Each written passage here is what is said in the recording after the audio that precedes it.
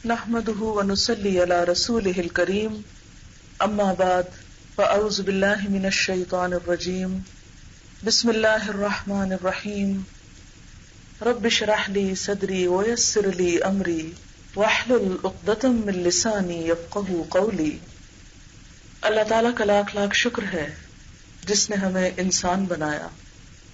اگر وہ ہمیں انسان کے علاوہ کوئی اور مخلوق بنا دیتا تو ہم کیا کر سکتے تھے؟ ہمیں اپنے انسان ہونے پر شاید ہی کبھی شکر کا خیال آیا ہو، اس لیے کہ ہم نے اپنی اصلیت پر کبھی کم ہی غور کیا ہے۔ اسی لیے ہم دیکھتے ہیں کہ قرآن پاک میں اللہ تعالی انسان کو بار بار اس کی حقیقت، اس کی اصلیت اور اس کی پیدائش کے مراحل کے بارے میں یاد دہانی کرواتے ہیں۔ قرآن پاک میں سورۃ المؤمنون میں اللہ تعالیٰ انسان کی تخلیق کی ابتدا کے بارے میں فرماتے ہیں لَقَدْ خَلَقْنَا الْإِنسَانَ مِنْ سُلَالَةٍ مِّن طِينٍ، کہ ہم نے انسان کو مٹی کے سط، مٹی کے خلاصے سے پیدا کیا۔ ایک دوسری جگہ بتایا گیا کہ انسان کی تخلیق کیچڑ سے ہوئی، سڑے ہوئے گارے سے ہوئی، اور جیسا کہ آپ جانتے ہیں امیبا کیچڑ میں پیدا ہوتا ہے، کیچڑ کی اولاد ہے۔ اسی طرح انسان اپنی اصلیت اور اپنی ابتدا میں کہاں سے پیدا ہوا؟ قرآن نے اسے سلالۃ من طین کا نام دیا۔ ذرا سوچیں، ہم اگر اللہ تعالی چاہتا تو ہمیں کیچڑ کا کیڑا بنا کے چھوڑ دیتا اور ہم اس سے آگے ترقی کر کے انسان نہ بن پاتے، پھر ہم اللہ کا کیا بگاڑ سکتے تھے؟ کچھ بھی نہیں۔ دنیا کی ان نعمتوں سے جو آج ہم لطف اندوز ہو رہے ہیں، بھلا کہاں فائدہ اٹھا سکتے تھے؟ یہ رنگا رنگی، یہ زینت، یہ حسن اور یہ طرح طرح کی نعمتیں جو دن رات ہم اندھا دھند استعمال کر رہے ہیں، بھلا ہمارا ان میں کیا حصہ ہوتا؟ لیکن اللہ تعالیٰ نے ہمیں انسان بنایا۔ اس اگلے مرحلے پر انسان کے بارے میں فرمایا کہ خلقنا النطفة علقة، ہم نے نطفہ کو علقہ میں تبدیل کیا۔ علقہ عربی زبان میں جمے ہوئے خون کو کہتے ہیں۔ اسی طرح علقہ کا معنی ہوتا ہے لٹکی ہوئی چیز، سسپینڈڈ۔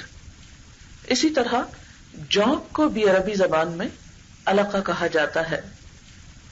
انسان اگر اسی مرحلے میں چھوڑ دیا جاتا، رحم مادر میں لٹکی ہوئی شکل میں ہمیشہ کے لیے، یا جمے ہوئے خون کی شکل میں، یا ایک جونک کی شکل میں، اور جونک آپ کو معلوم ہے کہاں پیدا ہوتی ہے؟ جوہڑ میں، چھپڑ میں۔ گائے بھینسیں جب اس میں نہانے کے لیے جاتی ہیں تو عموماً ان کو چمٹ جاتی ہیں۔ اگر اللہ تعالیٰ ہمیں بھی ایک جونک بنا کر کسی چھپڑ میں پیدا کر دیتا تو ہم کیا کر سکتے تھے؟ لیکن اس احسن الخالقین نے ہمیں بہترین شکل پر پیدا کیا۔ پھر فرمایا کہ ہم نے اس علقہ کو مضغہ میں تبدیل کیا۔ مضغہ گوشت کی بوٹی کو کہتے ہیں جو چبائے جانے کے لائق ہوتی ہے۔ اس شکل میں انسان اپنے ماں کے پیٹ میں، رحم مادر میں، مائکروسکوپک طریقے سے اگر اس کو دیکھا جائے تو بالکل جانور کے مشابہ ہوتا ہے۔ بازوں کی جگہ پہ چھوٹے چھوٹے نشان، اور ٹانگوں کی جگہ پر اور لمبی سی ٹیل، جو انسان کو دکھایا گیا کہ اللہ نے تجھے کہاں سے اٹھا کر کہاں پہنچایا۔ وہ چاہتا تو ہمیں ایک جانور بنا دیتا، کوئی کتے یا بلی کی شکل میں، ہم در بدر کی ٹھوکریں کھاتے پھرتے تو ہم اس کا کیا بگاڑ لیتے؟ لیکن اللہ تعالیٰ نے ہمیں جانور نہیں پیدا کیا، انسان پیدا کیا۔ فرمایا ثم انشأناہ خلقا آخر، پھر ہم نے اس کو ایک دوسری ہی مخلوق بنا کر اٹھایا۔ فتبارک اللہ احسن الخالقین، تو بہت بابرکت، بہت بلند شان ہے اللہ جو سب پیدا کرنے والوں میں بہترین خالق ہے۔ تو انسان اگر اپنی تخلیق کے مرحلوں پہ غور کرے اور اپنی اس حالت پر جسے قرآن پاک میں لقد خلقنا الانسان فی احسن تقویم، البتہ تحقیق انسان کو ہم نے سب سے بہترین حالت پر پیدا کیا. اگر انسان اس پر غور کرے تو اللہ کا شکر ہی ادا کرتا رہ جائے صرف اپنے وجود پر. کتنی بہترین شکل و صورت دی، کس قدر بہترین عقل دی، سمجھنے سوچنے کی صلاحیت دی، اچھے برے میں پہچان کرنے کی توفیق دی. اور اس ساری بہترین نعمت کے ساتھ اللہ نے جب ہمیں بنایا تو پوری کائنات کو ہمارے لیے مسخر کیا. تمام چیزیں ہماری خدمت میں لگی ہوئی ہیں. یہ سورج ہو، چاند ہو، ستارے ہوں، ہوائیں ہوں، بادل ہوں، سمندر ہوں یا خشکی ہو، نباتات ہوں یا جمادات، ہم اپنی مرضی کی چیزیں ان سے بناتے چلے جاتے ہیں، اپنی ضرورت کے سامان ان سے نکالتے چلے جاتے ہیں. یہ سب کچھ پا کر آخر ہم پر بھی تو کوئی ذمہ داری عائد ہوتی ہوگی، ہمارا بھی تو کچھ فرض بنتا ہوگا. اور پھر صرف ان چیزوں سے ہی فائدہ حاصل کرنا نہیں سکھایا اللہ نے، ہم پر ایک اور بہت بڑا احسان کیا کہ ہمیں محمد رسول اللہ صلی اللہ علیہ وسلم کی امت میں سے پیدا کیا.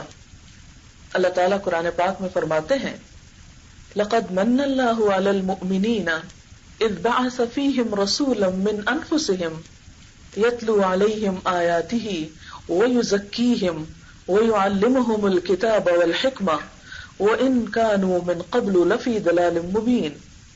البتہ تحقیق اللہ تعالیٰ نے اہل ایمان پر بہت بڑا احسان کیا جب ایک رسول ان کے اندر انہی میں سے اٹھایا جو ان پر اس کی آیات پڑھتا ہے، ان کا تزکیہ کرتا ہے، انہیں کتاب اور حکمت کی تعلیم دیتا ہے. اور اس سے پہلے وہ کھلم کھلا گمراہی میں مبتلا تھے، بھٹکے ہوئے تھے، راستہ کھوئے ہوئے تھے. اور یہ ایک بہت بڑی حقیقت ہے کہ اس تعلیم کا مل جانا، جیسا کہ ایک اور جگہ پر آتا ہے الرحمن علم القرآن خلق الانسان علمہ البیان، کہ رحمان جس نے قرآن کی تعلیم دی، جس نے انسان کو تخلیق کیا، جس نے انسان کو بولنا سکھایا. یہ بولنے کی قوت کسی اور جانور کو نہیں ملی. کوئی اور جانور انسان کے علاوہ اس طرح بات نہیں کر سکتا جس طرح میں اور آپ اپنے جذبات، غم، غصے، خوشی، عقل، ہر چیز کا اظہار اپنی زبان کے ساتھ کرتے ہیں.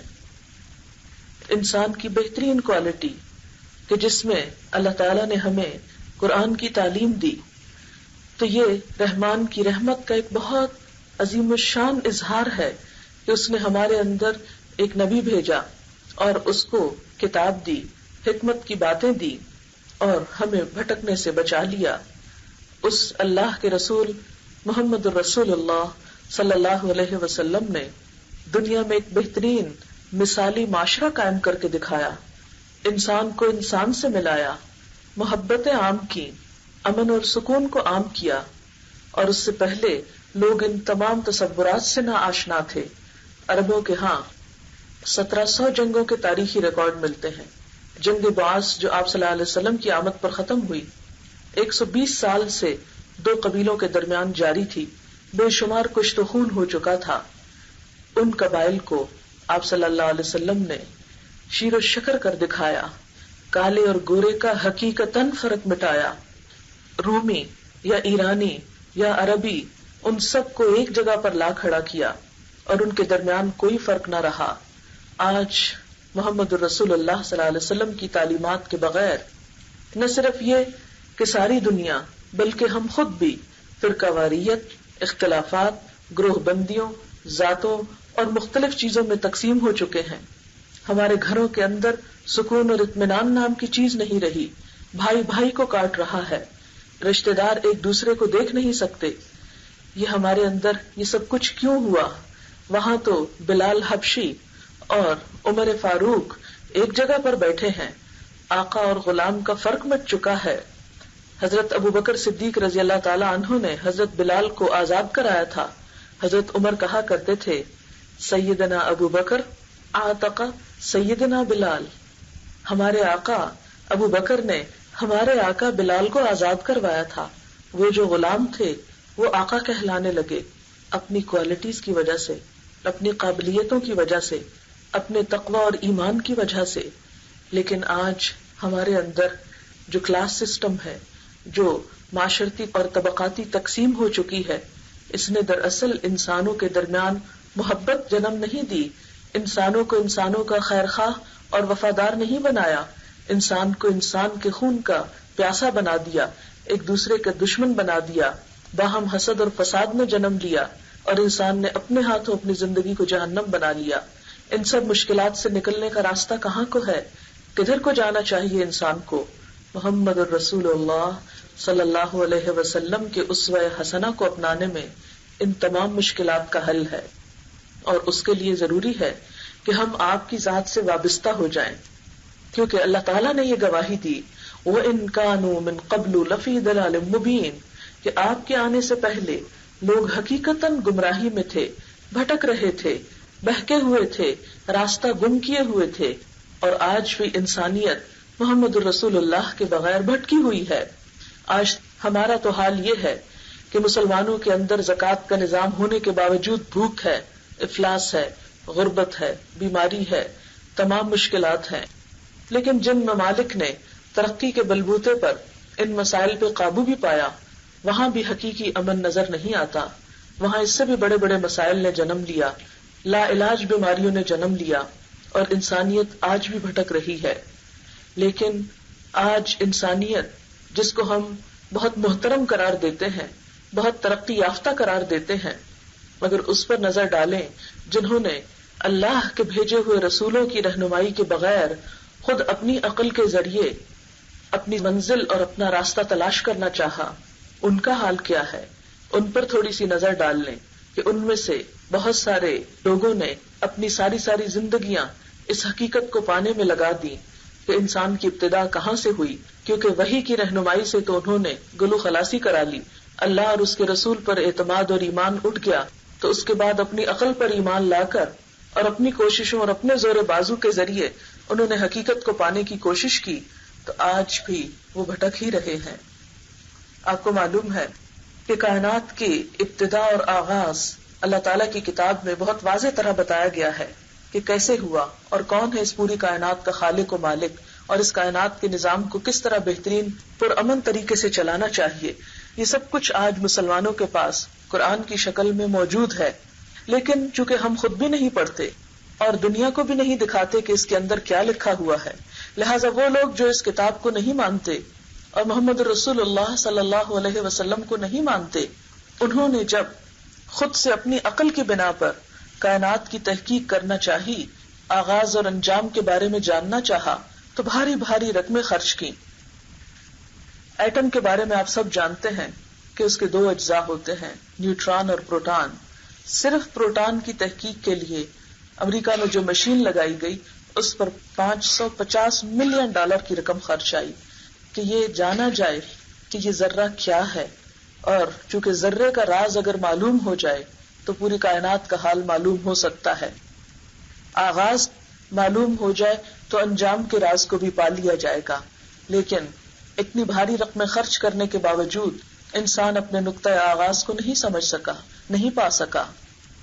جس تحقیق اور جس سائنسی ترقی کے اوپر ہم مرے جا رہے ہیں، مٹے جا رہے ہیں، ان انسانوں کا حال تو یہ ہے کہ وہ خود مانتے ہیں کہ صرف اس کائنات کے ستاروں کو گننے کے لیے 300 کھرب سال چاہیے۔ 1 کھرب کے قریب گیلیکسیز ہیں، اور ہر گیلیکسی میں 1 کھرب ستارے ہیں۔ صرف ان کو گننا شروع کر دیں 1 2 3 4 5 تو 300 کھرب سال چاہیے۔ جن لوگوں کو کائنات کا علم ہی نہیں، وہ کائنات کے لیے امن و امان کا کون سا فارمولہ پیش کر سکتے ہیں؟ جو کسی مشین کو سمجھتے ہی نہیں۔ جب کسی کی کل کو نہ سمجھا جائے تو جز کے لیے کوئی علاج تجویز نہیں کیا جا سکتا۔ آپ کسی بھی جراح کو سرجن کا نام نہیں دے سکتے، یا جسم کے کسی ایک عضو کے مطالعہ کر لینے والے کو ڈاکٹر نہیں مانتے۔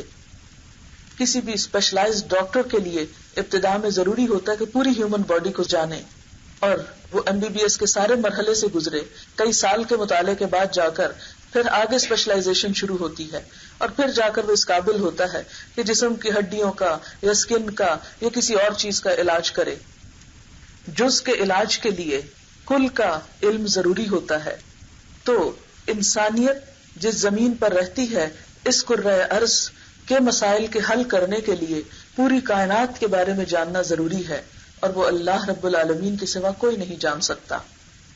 اس لیے انسانوں میں سے جتنے بڑے بڑے فلاسفرز پیدا ہوئے، جتنے بڑے بڑے شاعر اور اسکالرز آئے، انہوں نے انسان کے وقتی مسائل کی طرف تو نشاندہی کی، اس پر تنقید کی، اس کی خرابیوں کا اظہار کیا، لیکن کوئی حل پیش نہیں کر سکے.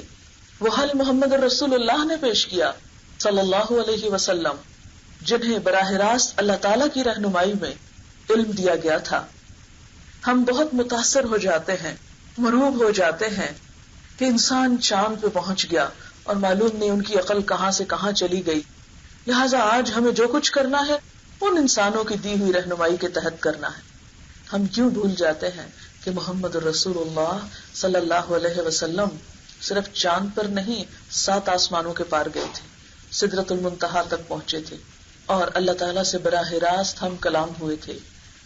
آپ جسمانی طور پر وہاں پہنچے تھے اور وہاں سے جا کر علم حاصل کیا تھا، اور جو ضروری چیز انسان کی ہدایت، فلاح اور بہبود کے لیے لازم تھی، وہ انسان کو وہاں سے رہنمائی دی گئی. اس خالق، اس مالک نے انسان کی تعلیم کا انتظام کیا.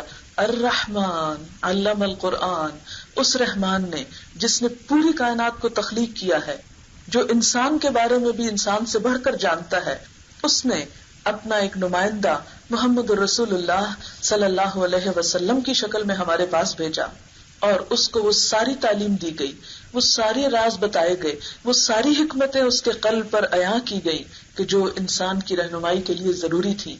اتنا بڑا خزانہ، اتنا بڑا علم ہونے کے باوجود ہم ہر اس چیز سے بے نیاز ہو کر، اسے پسے پشت ڈال کر، اسے بیکورڈنس قرار دے کر، اسے پرانے زمانے کی کہانیاں قرار دے کر ہم چل پڑے بڑے ماڈرن کہلانے اپنے آپ کو، اور دیکھنے لگے اس دنیا کی طرف کہ جس کو اپنی بھی خبر نہیں، اور صرف چند مشینیں بنا کر وہ یہ سمجھنے لگے کہ شاید انہوں نے کائنات کا راز پا لیا، شاید وہ انسانوں کے مسائل حل کر سکیں گے.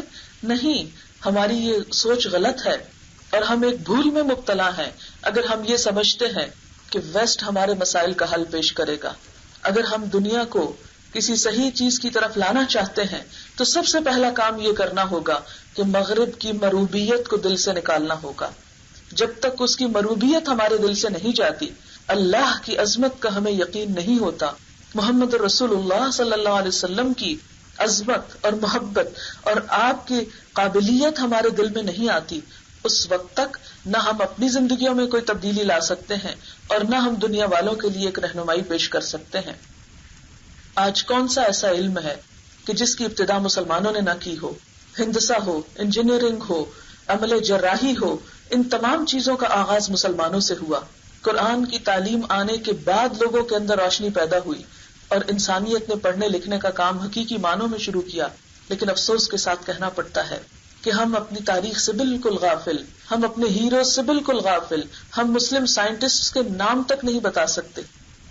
ہمارے بچوں کو جدید دور کے تو بہت سے سائنسدانوں کے نام آتے ہوں گے جنہوں نے ابتدا کی تھی، جنہوں نے اس سارے علم کو اوریجنیٹ کیا تھا، ان کے بارے میں ہم بالکل بے خبر، لا علم. ہمارے ہیروز تو کوئی اور بن گئے.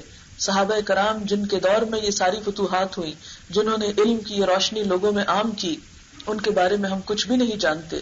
تو جو قوم اپنی تاریخ سے لابلد ہو، جو قوم اپنی قابلیتوں سے ناواقف ہو، اور جو قوم اپنے مسائل کے حل کے لیے اپنے دشمنوں کی طرف دیکھ رہی ہو جو اسے دنیا سے مٹانے کے منصوبے بنا رہے ہوں، وہ قوم کبھی دنیا میں بھی ترقی نہیں کر سکتی. آج دنیا میں بھی مسلمانوں کے زوال کا حال یہ ہے کہ کہیں پر بھی سر اٹھانے کی انہیں اجازت نہیں ہے، اور اس کی بنیادی وجہ یہی ہے کہ ہم نے اپنی شناخت کھو دی، اپنی چیزوں پر احساس کمتری کا ہم شکار ہو گئے. بڑی بڑی باتوں کو تو چھوڑیے، میں اور آپ اپنی روزمرہ کی زندگی میں دیکھتے ہیں کہ ہم کیا کر رہے ہیں. چھوٹی سی بات ہے، کھانے کے طریقے پر ہی بات کروں گی کہ اگر ہم صرف آج کی سٹنگ میں ایک چیز کی اصلاح کر لیں تو شاید ہماری باقی چیزوں کی اصلاح کی طرف بھی ہم کوئی قدم بڑھا سکیں. کیونکہ ہم علم تو بہت رکھتے ہیں، عمل نہیں کرتے، اور جب عمل نہیں کرتے تو علم انسان کے خلاف حجت بنتا ہے، انسان کے حق میں اسے فائدہ نہیں دے گا، اس کے خلاف قیامت کے دن بولے گا. چھوٹی سی مثال دوں گی کہ آپ صلی اللہ علیہ وسلم نے دائیں ہاتھ سے کھانے کو پسندیدہ قرار دیا. آج ہمیں فخر کس پر ہے؟ کس ہاتھ سے کھانے پر؟ بائیں ہاتھ سے چھری کانٹے کے ساتھ، کیونکہ ہاتھ سے کھانا تو ویسے معیوب ہے اور چمچ سے کھانا بھی ذرا پرانا طریقہ ہے، تو کچھ چیزیں ایسی ہیں کہ جو کانٹے سے ہی کھائی جانی چاہیے اور کانٹا بائیں ہاتھ میں ہی پکڑنا چاہیے. کتنے لوگ ایسے ہوں گے جو چھری کانٹے سے کھائیں تو دائیں ہاتھ سے کھائیں. نہیں، کوئی کھانے کی جرات ہی نہیں کر سکتا کہ اس کا مذاق اڑایا جائے گا. نبی صلی اللہ علیہ وسلم اس بات پر اتنا غضبناک ہوئے تھے، ایک شخص آپ کی موجودگی میں بائیں ہاتھ سے کھا رہا تھا. آپ کہیں گے یہ کیا ریجڈ بات ہے، اتنی کیا فرق پڑتا ہے، دونوں ہاتھ ہے نا انسان کے، جس سے مرضی کھا لے. نہیں، مسلمان ایک قوم ہے، ایک شناخت ہے اس کی. مسلمان کہیں پر بھی بیٹھا ہوگا وہ اپنے طریقوں سے پہچانا جائے گا، وہ محمد رسول اللہ صلی اللہ علیہ وسلم کا اتباع کرے گا. اس کی اصل وہاں سے جڑی ہوئی ہوگی، اس لیے کہ اس کو اللہ سبحانہ و تعالیٰ کی طرف سے رہنمائی دی گئی. ایک شخص آپ کی موجودگی میں بائیں ہاتھ سے کھا رہا تھا، آپ نے اسے روکا اور کہا دائیں ہاتھ سے کھاؤ. اس نے کہا میں نہیں کھا سکتا. آپ نے فرمایا کبھی نہ کھا سکو، اور مرتے دم تک اس شخص کا دایاں ہاتھ منہ تک نہ اٹھا. آج ہم میں سے کتنے لوگ ہیں جو اپنے بچوں کو بتاتے ہوں کہ دائیں ہاتھ سے کھانا چاہیے. پھر اسی طرح بیٹھ کر کھانے کی بات، ہم میں سے کتنے لوگ اس بات کی کیئر کرتے ہیں. نبی صلی اللہ علیہ وسلم نے سخت ناپسند کیا اس بات کو کہ کھانا کھڑے ہو کر کھایا جائے، الا یہ کہ کوئی مجبوری ہو، لیکن ہم بغیر مجبوری کے کھڑے ہو کر کھاتے ہیں. آج اگر ہمیں کوئی ڈاکٹر منع کر دے کہ دیکھو فلاں بیماری ہو جائے گی اگر کھڑے ہو کر کھاؤ گے، ہم فوراً بیٹھ جائیں. ڈاکٹر پر اعتماد زیادہ ہے، محمد رسول اللہ صلی اللہ علیہ وسلم پر اعتماد نہیں. قرآن پاک میں آتا ہے یأکلون کما تأکل الانعام، کافروں کے بارے میں آتا ہے یہ اس طرح کھاتے ہیں جیسے جانور کھاتے ہیں، اور جانور چلتے پھرتے گھومتے پھرتے کبھی اس درخت سے منہ مارا کبھی اس سے مارا، اور کوئی ادب نہیں، سلیقہ نہیں، تمیز نہیں. آج ہم میں سے کتنے لوگ ہیں جو اس ادب کی پابندی کرتے ہوں. ہم تو کھڑے ہو کر کھانا ماڈرنزم سمجھتے ہیں، فخر کی بات سمجھتے ہیں. ہاں آج ہمیں پتہ چل جائے کہ فلاں فلاں بیماری اس سے لگ جائے گی تو ہم بیٹھ جائیں. ہم اللہ اور اس کے رسول کی عظمت کو سامنے رکھتے ہوئے ان کے ادب اور احترام میں نہیں بیٹھیں گے، بیماری کے ڈر سے بیٹھ جائیں گے. پھر ایسے میں تو ثواب بھی کہاں ہوگا اور جزا کس بات پر ہوگی. پھر اسی طرح یعنی چھری کانٹے سے کھانا منع نہیں ہے. ایک حدیث میں آتا ہے نبی صلی اللہ علیہ وسلم گوشت چھری سے کاٹ کے کھا رہے تھے. جہاں ضرورت ہو چمچ بھی یوز کر سکتے ہیں. اب ظاہر سوپ پینا ہے تو آپ اس کو ہاتھوں سے تو نہیں پی سکتے، یا کوئی اور ایسی چیز کھانی ہے تو آپ چمچ سے کھا سکتے ہیں، چھری سے کاٹ سکتے ہیں.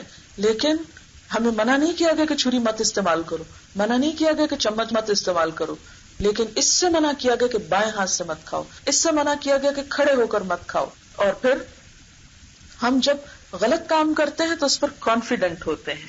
شیطان کتنا ہمیں خوش کرتا ہے، واہ کیا کانفیڈنٹ ہے، کتنا کانفیڈنس ہے اس شخص کو کہ یہ سب طریقے جانتا ہے. اور کبھی ہمیں شرم نہیں آئے گی، نہ اللہ سے آتی ہے نہ اس کے رسول صلی اللہ علیہ وسلم سے آتی ہے، جب ہم اللہ کی نافرمانی کرتے ہیں اور رسول اللہ صلی اللہ علیہ وسلم کی سنتوں کا مذاق اڑاتے ہیں. مسواک کی بات ہے. مسواک کرنے کے بارے میں اگر کوئی سائنٹسٹ یہ کہہ دے کہ مسواک کرنے سے معدے کی ساری بیماریاں ختم ہو جاتی ہیں تو ہم آج مسواک اٹھا لیں. لیکن محمد رسول اللہ صلی اللہ علیہ وسلم کی سنت سمجھ کر ہم میں سے کتنے لوگ مسواک کریں گے؟ ذرا آپ سروے کر سکتے ہیں جا کر. ہم کہیں گے نہیں وہ تو اس دور میں چونکہ یہ برش ملتا نہیں تھا اس لیے. ٹھیک ہے نہیں ملتا تھا، اس میں کوئی غلط بات نہیں، لیکن بات یہ ہے کہ آج بھی برش کا استعمال کتنا ان ہائیجینک ہے کہ ایک ہی چیز کو ہم بار بار مہینوں یوز کرتے رہتے، روز کا بیکٹیریا اس میں رہ جاتا ہے، پھر اگلے دن اسی کو رگڑنے لگتے ہیں، کتنی بیماریوں کا سبب بنتا ہے، لیکن ہمیں اس کی فکر نہیں. مسواک ہر روز نیا فریش اس کا وہ نکلتا ہے. پھر آپ دیکھیں کہ آپ صلی اللہ علیہ وسلم کے مسواک کا طریقہ ہم میں سے اکثریت کو نہیں پتا ہوگا کہ آپ مسواک کیسے کرتے تھے. چھوٹی سی سنت، روز کی سنت. آپ نے فرمایا اگر میری امت پہ بھاری نہ ہوتا میں ہر نماز کے ساتھ مسواک فرض کر دیتا. آپ کے مسواک کا طریقہ آپ کسی سے بھی پوچھ لیں، حتیٰ کہ دیندار بہت سارے لوگوں سے پوچھ لیں، بہت کم لوگ یہ جانتے ہوں گے کہ آپ کیا کرتے تھے. اس لیے کہ مجھے خود بہت بڑی عمر میں آ کے پتا چلا کہ آپ مسواک کرتے کیسے تھے. یعنی نہ ماں باپ نے سکھایا، نہ کہیں معاشرے نے سکھایا، اور نہ کہیں اور سے پڑھا. ہماری کتابوں میں یہ باتیں تو لکھی ہوئی نہیں، وہاں تو اور ہی قصے ہیں. اسلامیات کا نام ہو یا کچھ اور اردو کی کتاب میں دین کے حوالے سے کچھ باتیں ہوں تو اور طرح طرح کے قصے، اولیاء کرام کی باتیں، لیکن محمد رسول اللہ صلی اللہ علیہ وسلم کی سنتیں وہ سب ناپید ہوتی چلی گئیں. آپ صلی اللہ علیہ وسلم جب مسواک کرتے تھے تو حدیث میں آتا کان یشو صفاہو، دائیں سے بائیں، دائیں سے بائیں. اور آپ دیکھیں کہ کچھ عرصہ پہلے آپ سن رہے تھے کہ برش اوپر سے نیچے کریں، لیکن بعد میں کیا آیا کہ سخت نقصان دہ ہے اوپر سے نیچے کرنا، سارے مسوڑے خراب ہوتے ہیں، وہ زخمی ہوتے ہیں اور نقصان پہنچتا ہے۔ آپ صلی اللہ علیہ وسلم کے بارے میں خاص طور پر صحابہ ایک ایک چیز نوٹ کرتے تھے، اس کو آگے روایت کرتے تھے، صحابہ کرام اس کو فالو کرتے تھے دائیں سے بائیں۔ پھر آپ کا طریقہ یہ ہوتا تھا کہ جب مسواک نرم ہو جاتا تھا زبان کو صاف کرتے تھے اس کے ساتھ۔ آپ دیکھیں کہ صبح کے وقت اگر آپ اس کو ٹرائی کریں، آپ دیکھیں گے آپ کی زبان سے بے پناہ علائشیں اتریں گی۔ پھر کہیں میں نے پڑھا کہ اگر ذرا سا گلے تک لے جایا جائے، ہلکا سا تھوڑا سا آگے لے جایا جائے، تو یہ جو گلینڈز ہیں یہ ایکٹیو ہو جاتے ہیں، اور اس سے انسان بہت پورے باڈی اس کی ایکٹیو ہو جاتی ہے، کیونکہ گلینڈز بہت بڑا اثر رکھتے ہیں ہمارے جسم کے فنکشن میں۔ حضرت عائشہ روایت کرتی ہے کہ آپ صلی اللہ علیہ وسلم جب مسواک کرتے تھے تو اوہ کی آواز آتی تھی۔ وہ کیا تھا کہ جو ہی ذرا سا گلے کو یہاں تک صاف کرتے، گلینڈز کو ٹچ کرتے، گلے کے جو ہیں ٹونسلز وغیرہ جہاں ہوتے، تو اس سے کیا ہوتا ہے، ایک دم یوں لگتا ہے جیسے وامٹ کرنے لگے ہیں، اور اس سے معدے کی سب فالتو جو ایسڈز اور علائشیں ہیں وہ باہر آ جاتی ہیں اور یہ حصہ ایکٹیو ہو جاتا ہے۔ اسی طرح بہت سے فائدے بتائے گئے، لیکن ہمیں ان فائدوں سے کیا لگے، وہ 1400 سال پہلے کی حکمت ہے۔ نہیں، آج بھی اس کے برابر کی کوئی حکمت، کوئی علاج اور کوئی میڈیسن ایسی دریافت نہیں ہوئی۔ اگر ہم صرف اس ایک طریقے کو استعمال کرنا شروع کر دیں تو ہم بہت سی بیماریوں سے بچ سکتے ہیں۔ لیکن یہ محمد رسول اللہ کا طریقہ ہے صلی اللہ علیہ وسلم، جن کی شان میں ہم نعت تو پڑھ سکتے ہیں، ہم جھوم سکتے ہیں، ہم رو سکتے ہیں، مگر آپ کی بات نہیں مان سکتے۔ مجھے تو ایسی محبت کی کبھی سمجھ نہیں آئی کہ انسان دوسرے کو یہ کہے کہ I love you, I respect you, لیکن آپ کی کوئی بات نہیں میں مان سکتا، I can do nothing for you. آپ صلی اللہ علیہ وسلم کو ہم پھولوں کے گلدستے تو پیش کر رہے ہیں، ہدیہ نعت کے گلدستے تو پیش کر رہے ہیں، لیکن آپ کے بتائے ہوئے طریقے کے مطابق نہ کھانا جانتے ہیں، نہ پہننا جانتے ہیں، نہ کسی سے بات کرنا جانتے ہیں، اور حقیقی معنوں میں آپ کے طریقوں کے مقابلے میں غیروں کے طریقوں سے متاثر ہیں۔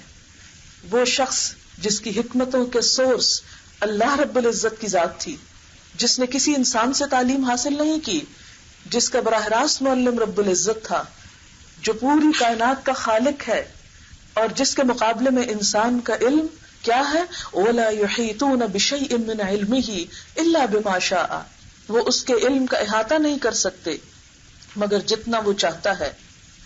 حضرت موسیٰ علیہ السلام خضر کی ملاقات کے لیے جب گئے اللہ تعالیٰ کے حکم پر، کیونکہ خضر موسیٰ علیہ السلام سے زیادہ علم رکھتے تھے، تو سب سے پہلے جب وہ ان کو لے کے کشتی میں سوار ہوئے تو اتنے میں ایک چڑیا آئی اور اس نے سمندر میں ایک چونچ مار کے پانی پیا۔ تو حضرت خضر نے موسیٰ علیہ السلام کو بتایا کہ موسیٰ، تم جانتے ہو اللہ تعالیٰ کا علم کتنا ہے بندے کے علم کے مقابلے میں؟ فرمایا کہ ساری دنیا کا علم بس یہ ایک قطرہ ہے جو اس چڑیا کے منہ میں ہے، اور اس کے مقابلے میں یہ سمندر اللہ کا علم ہے۔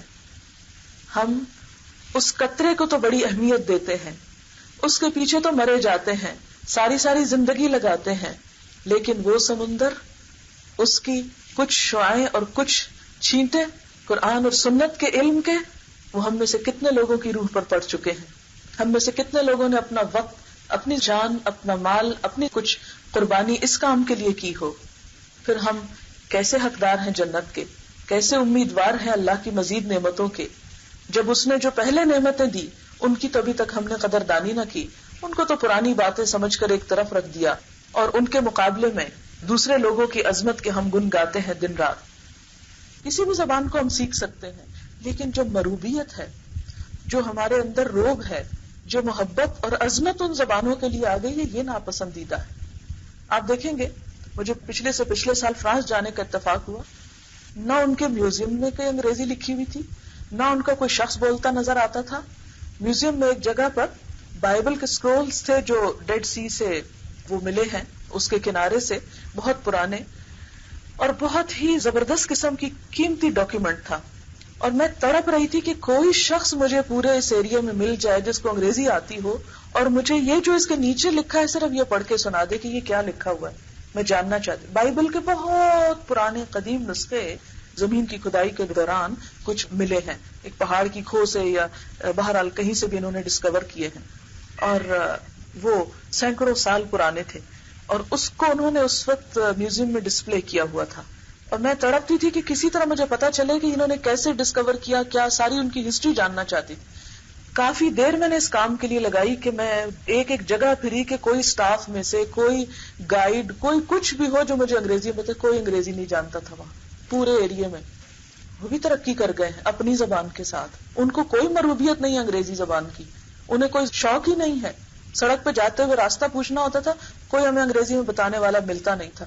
اکا دکا خال خال کہیں کوئی، جیسے اسکول میں کوئی ایسے سبجیکٹ پڑھتا ہے کسی زبان کو. لیکن ہم ہیں کہ ہم سمجھتے ہیں نہ ہماری زبان کسی کام کی، نہ ہمارے کلچر میں کوئی خیر ہے، نہ ہمارے ملک میں کوئی خیر ہے، نہ ہمارے بندوں میں کوئی خیر ہے. کیسی ہے یہ نفرت؟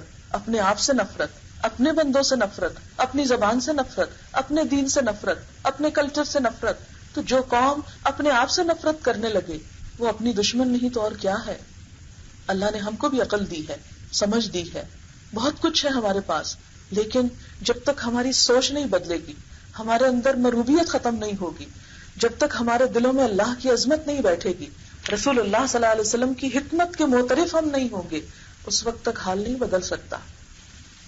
آج ہم کسی سے آنکھوں میں آنکھیں ڈال کے بات نہیں کر سکتے کیونکہ ہم مروب ہیں کسی اور چیز سے. ہوائی جہاز اڑانے والوں سے ڈرے بیٹھے ہیں. اللہ نے تو ہزاروں سال پہلے یہ چھوٹے چھوٹے پرندے اڑا دیے. اور آپ کو معلوم ہے کہ جب ان کی مائگریشن ہوتی ہے برڈز کی، اگر آپ نے کچھ پڑھ رکھا ہو تو ایک کانٹیننٹ سے دوسرے کانٹیننٹ میں جانے کے لیے ان کا کچھ بڑا خرچ نہیں آتا. لیکن ایک جہاز جب اڑتا ہے دوسری جگہ جانے کے لیے کتنی پولوشن چھوڑتا ہے اور کتنے ہزاروں لاکھوں اس پر خرچ آتے ہیں، اور اس میں کتنے ڈیفیکٹ بار بار ہوتے ہیں کہ جب تک فلائٹ انجینئر ساتھ نہ ہو تو خطرہ ہوتا ہے کہ کوئی گڑبڑ نہ ہو جائے اور انسانوں کی زندگی خطرے میں نہ پڑ جائے. وہ چھوٹی چھوٹی چڑیاں جن کو اللہ تعالیٰ ہر موسم میں، اور ان سے پہلے ان کو کوئی ٹریننگ دینے والا نہیں ہوتا کہ تم نے یہاں سے یہاں جانا ہے، یہاں سٹاپ کرنا ہے، پھر اس طرح فلانی جگہ سے سمندر پار کرنا ہے. اتنے منظم طریقے سے یوں لگتا ہے پوری پروگرامنگ ہوئی ہوئی ہے ان کے اندر. چھوٹی چھوٹی چڑیاں جو نہ بول سکتی ہیں، نہ ان کی بہت تیز نظر ہے، لیکن کس طرح موسم کی شدت سے بچنے کے لیے، جان بچانے کے لیے وہ ایک علاقے سے دوسرے علاقے میں سینکڑوں کی تعداد میں مائگریٹ کر کے چلی جاتی. کون ان کو بتاتا ہے کہ مشرق کو جاؤ یا مغرب کو جاؤ؟ کون ان کو بتاتا ہے کہ اتنے گھنٹے کا سمندر ہے، اتنی انرجی ساتھ لے کے جاؤ؟ وہ سب کچھ قدرت کر رہی ہے نا. اس قدرت سے ہم کبھی مروب نہیں ہوئے کہ جو ایک مکھی کو بھی اڑا رہا ہے. لیکن وہ جہاز بنانے والوں سے ہم بڑے مروب ہیں، وہ اڑانے والوں سے ہم مرے جاتے ہیں اور ان کے آگے جھکے جاتے ہیں. اپنی پالیسیز ہم ان سے پوچھ کے بناتے ہیں، اپنے کھانے پینے کے طریقے ان سے سیکھتے ہیں، لین دین کے، میل ملاقات کے، گفتگو کے آداب اپنے تو ہم نے کتابوں میں بند کر کے کہیں شیلفوں میں دبا دیے، اور اپنے ملک کے جغرافیے، اپنی تاریخ سے بالکل ناواقف. اگر میں آپ میں سے کسی سے بھی پوچھوں کہ حضرت عثمان رضی اللہ تعالیٰ عنہ کے دور میں اسلامی فتوحات کہاں تک گئی تھیں تو بہت کم لوگوں کو پتا ہوگا. اور آج ہمارے بچے اس کے بارے میں کچھ نہیں جانتے. آپ کو معلوم ہوگا کہ حضرت عثمان رضی اللہ تعالیٰ عنہ کے دور میں مسلمان چائنا تک پہنچ گئے تھے، دوسری طرف اسپین تک پہنچ گئے تھے، ادھر افریقہ کے بہت سے علاقے فتح ہو رہے تھے. آپ ذرا دیکھیں وہ صحابہ کرام جنہوں نے حضور صلی اللہ علیہ وسلم سے تربیت حاصل کی، ایک امی شخص سے وہ دنیا کے امام بنتے جا رہے ہیں. اس سے پہلے حضرت عمر کے دور میں روم اور ایران کی سلطنتوں کا ڈاؤن فال ہو چکا ہے، سپر پاورز اس دور کی. اور اس کے مقابلے میں آج ہم بھی مسلمان ہیں، نہ ہمارا روب ہے، نہ ہماری کوئی سے ہے، نہ ہمیں کوئی پوچھتا ہے. کشمیر میں چاہو تو جتنا چاہو خون بہا دو، چیچنیا میں چاہو جو کر لو، فلسطین میں جتنا چاہو ذلیل کر کے ٹھوکریں مار کے نکال دو. کیوں؟ وہ بھی ایک مسلمان تھے کہ علاقوں پہ علاقے فتح کرتے چلے گئے. اور آج ایک ہم مسلمان ہیں کہ اپنے ہی گھروں میں چین سے رہنا نصیب نہیں. ہم کہاں کھڑے ہیں؟ کیوں آج ہمارا یہ حال ہے؟ ہم سب کو سوچنا چاہیے. اور اس میں بہت سے فیکٹرز ہیں، لیکن ایک بنیادی وجہ یہ کہ ہمیں اپنے اوپر اعتماد نہیں. جس شخص کو اپنے اوپر اعتماد نہ ہو، اپنی کتاب پر اعتماد نہ ہو، اپنے دین پر اعتماد نہ ہو، اپنی صلاحیتوں پر اعتماد نہ ہو، وہ شخص کبھی زندگی میں ترقی نہیں کر سکتا. انڈیویجولی شاید ہم بہت کچھ کر رہے ہوں، لیکن ایک قوم کی حیثیت سے، امت مسلمہ کی حیثیت سے ہمارا کردار کہاں ہے؟ ہمیں تو اللہ تعالیٰ قرآن پاک میں فرما رہے ہیں كَذَلِكَ جَعَلْنَاكُمْ أُمَّةً وَسَطًا لِتَكُونُوا شُهَدَاءَ عَلَى النَّاسِ. ہم نے تو تمہیں بہترین امت بنایا کہ تمام انسانوں کی رہنمائی کا کام کرو، سب کو حق کا پیغام پہنچاؤ. تم دنیا کو رہنمائی دو، دنیا کو بتاؤ کہ امن سے جینے کا طریقہ کیا ہے، دنیا کو بتاؤ کہ تکلیفوں اور دکھوں کا علاج کیا ہے، دنیا کو بتاؤ کہ روح کا سکون کس چیز میں ہے. اور آج ہم خود ہیں کہ اپنے ہی طریقوں سے منہ موڑے ہوئے ہیں. لہٰذا ہم سب کے لیے بہت ضروری ہے کہ ہم اپنی اصل کی طرف لوٹیں اور اپنی زندگی میں جہاں ہم نے بہت کچھ پڑھ لیا، بے شمار کتابیں، بہت سے علوم، بہت کچھ جان لیا، وہاں ہم قرآن کو بھی زندگی میں ایک دفعہ تھورلی پڑھیں اور اس وقت تک چین سے نہ بیٹھیں جب تک ایک ایک شخص اللہ سے نہیں جڑ جاتا، اللہ کی کتاب سے نہیں گزر جاتا، اللہ کے رسول صلی اللہ علیہ وسلم کی وزڈم سے جس کا تعلق نہیں ہو جاتا. اسی علم کا سیکھنا ہم سب پر فرض ہے. اگر کسی نے فزکس میں ماسٹرز نہ کیا تو اللہ تعالیٰ بالکل نہیں پوچھیں گے. اس کا یہ مطلب نہیں کہ امت مسلمہ کو فزکس میں ترقی نہیں کرنی چاہیے، وہ فرض کفایہ ہے. چند لوگ بھی اگر فزکس میں ماسٹرز ہوں گے، سائنٹسٹ ہوں گے، تو اللہ تعالیٰ ساری قوم کو معاف کر دیں گے. لیکن یہ جو دین کا بنیادی علم ہے، یہ جو اللہ کی کتاب ہے، یہ جو رسول اللہ صلی اللہ علیہ وسلم کی سنت ہے، یہ ہم سب پر سیکھنی فرض ہے، فرض کے درجے میں، جس کو آپ ہر روز وہ حدیث سنتے ہوں گے، طلب العلم فریضۃ علی کل مسلم. علم کا حاصل کرنا فرض ہے ہر مسلمان پر. دنیاوی علوم امت کے مختلف گروہ جو جس کی قابلیت رکھتا ہے وہ سیکھے، وہ پڑھے، ہر ایک پہ فرض نہیں. لیکن دین ہر بندے کی ضرورت ہے. ہر ایک کو مرنا ہے، حساب دینا ہے، قبر میں جانا ہے، حشر کے میدان میں اسے حساب کتاب دینا ہے، جنت یا جہنم اس کے لیے منتظر ہے. اسے اس دنیا میں اللہ نے جو عقل اور شعور دیا، صرف کھیل کود اور انجوائمنٹ کے لیے نہیں دیا.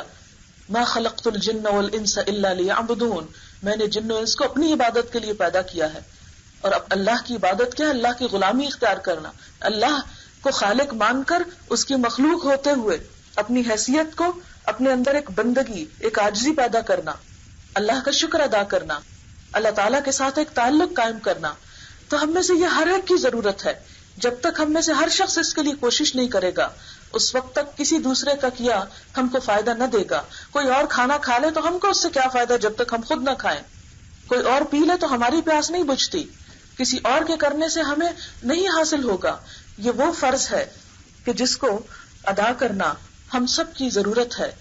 لہذا ہم سب کو اس بات کے لیے سوچنا چاہیے، پلان کرنا چاہیے، غور و فکر کرنا چاہیے.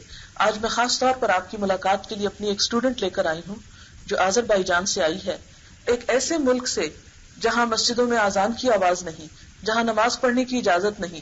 وہاں سے اللہ تعالیٰ اس کو اٹھا کر یہاں تک اللہ نے پہنچایا ہے اور یہ دین کی تعلیم حاصل کر رہی ہے. اور آج ہمارے ملک میں سب آزادی ہونے کے باوجود ہم کیا کر رہے ہیں، ہمیں کیا کرنا ہے؟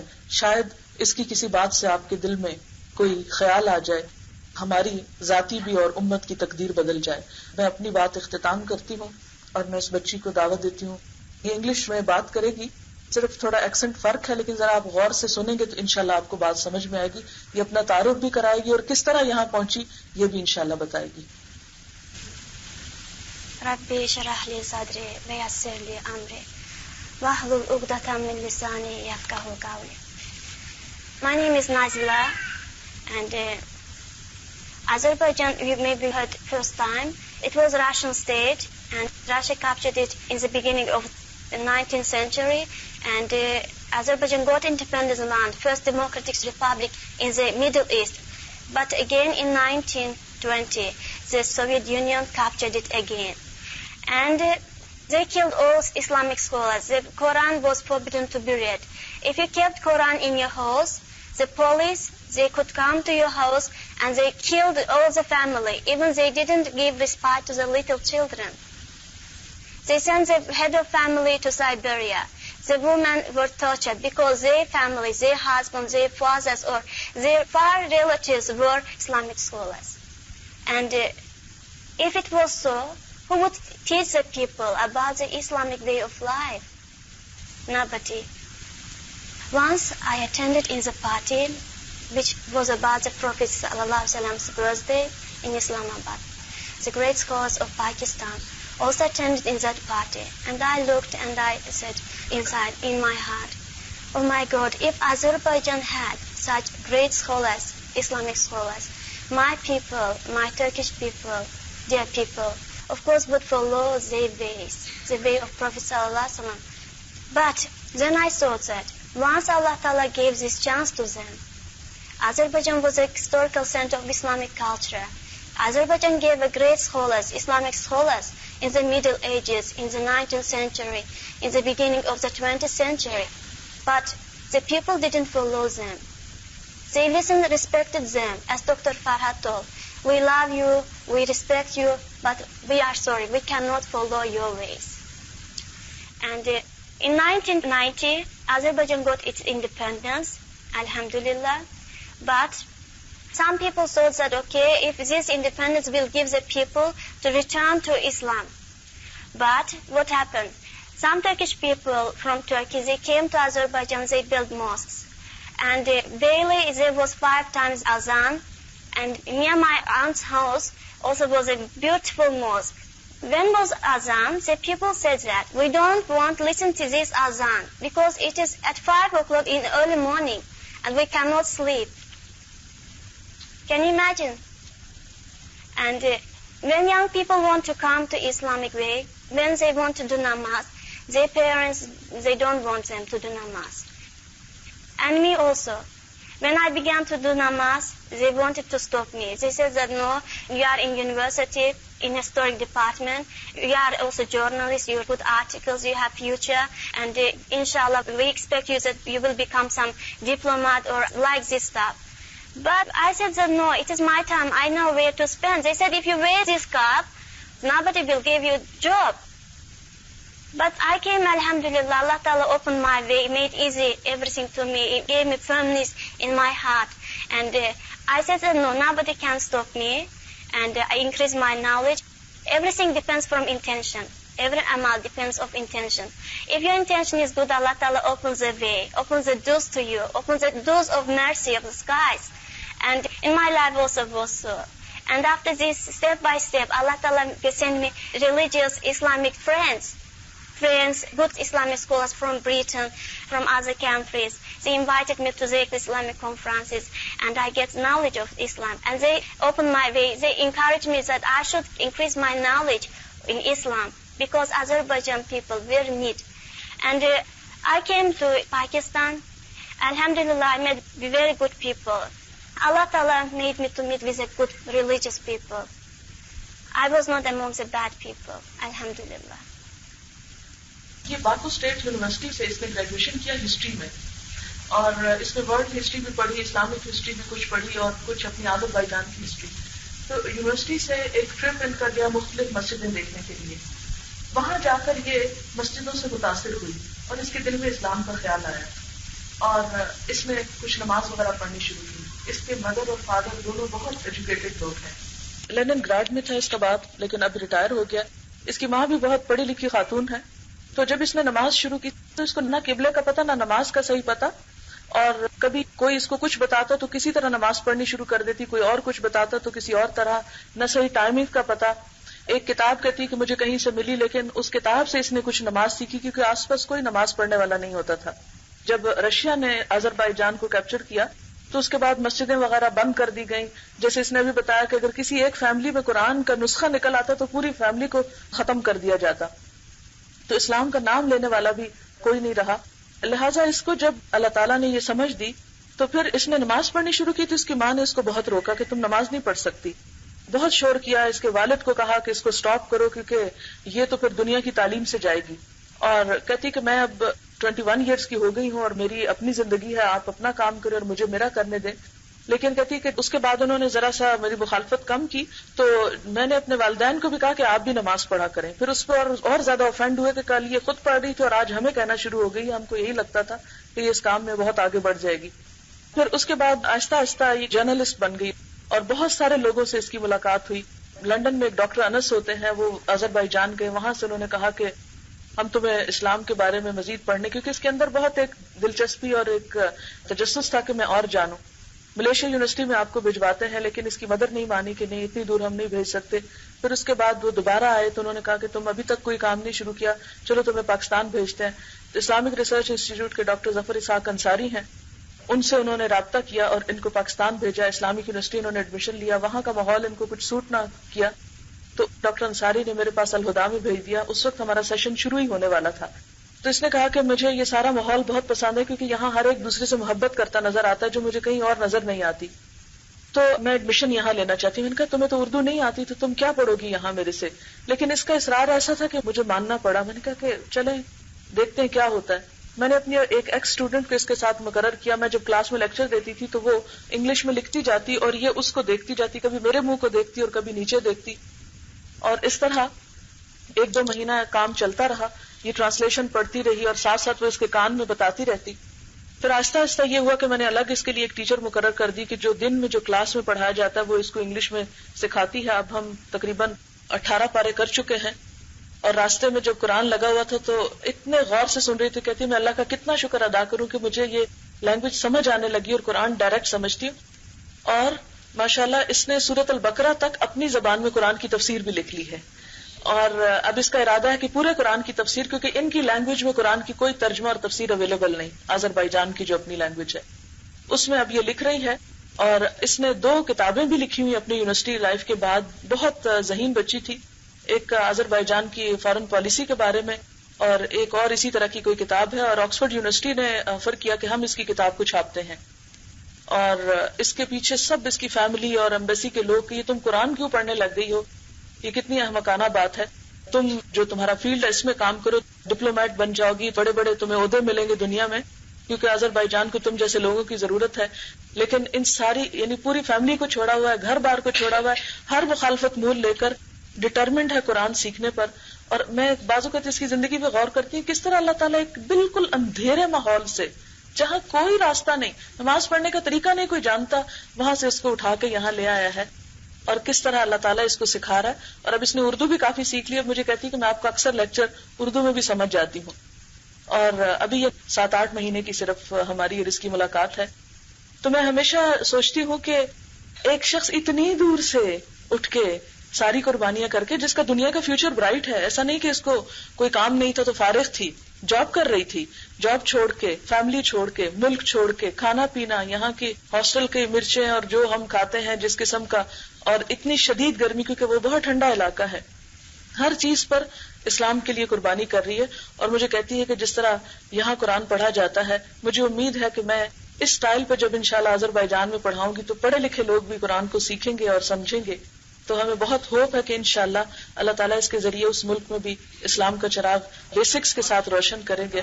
تو اس کو لانے کا میرا مقصد اور انٹروڈیوس کرانے کا یہ تھا کہ ہمیں بھی سوچنا چاہیے کہ ہمیں اللہ نے ساری آزادیاں دی, ساری نعمتیں دی, لیکن ہم ان کی کوئی قدر نہیں کرتے, اور ہم اپنے توجہات اور دلچسپیاں ادھر ادھر کی قائم کیے ہوئے ہیں. ہم میں سے کچھ ٹیلنٹڈ پڑھے لکھے لوگوں کو دین کی طرف آنا چاہیے, تاکہ یہ جو ہمارے ملک میں ایک عام پریشانی کی بات ہے کہ دین صرف مولویوں کا کام ہے یا صرف ایسی کلاس کے پڑھنے کا کام ہے کہ جن کو اور کوئی کچھ نہیں, تو جب تک آپ جیسے پڑھے لکھے لوگ اس کی طرف نہیں آئیں گے یہ حالت نہیں بدلے گی. اور یہ جو مروبیت ہے ہمارے دل میں اللہ کے دین کے علاوہ اور چیزوں کی, جب تک یہ نہیں نکلے گی ہم پورے اعتماد کے ساتھ دین کے میسج کو آگے نہیں پہنچا سکتے, اور ہمیں اس کے لیے دن رات کوشش کرنے کی ضرورت ہے. اللہ تعالی ہمیں عمل کی توفیق عطا فرمائے. وآخر دعوانا ان الحمدللہ رب العالمین. سبحانک اللہم وبحمدک نشہد ان لا الہ الا انت نستغفرک ونتوب الیک. والسلام علیکم ورحمۃ اللہ وبرکاتہ.